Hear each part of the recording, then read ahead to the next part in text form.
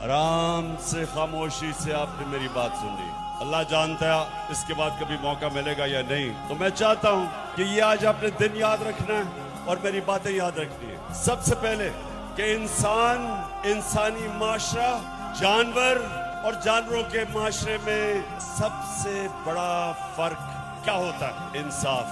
जानवरों के माशरे में इंसाफ नहीं होता, ताकतवर का कानून चलता है। इंसाफ इंसानी माशरे में होता है, जिधर कानून ताकतवर और कमजोर को एक तरह देखता है। ये मेरी बात आपने सुननी है, क्योंकि आपको आज क्या वो एक वजह है कि हमारा मुल्क पीछे रह गया और दुनिया आगे निकल गई, क्योंकि हमारे मुल्क में इंसाफ नहीं आया।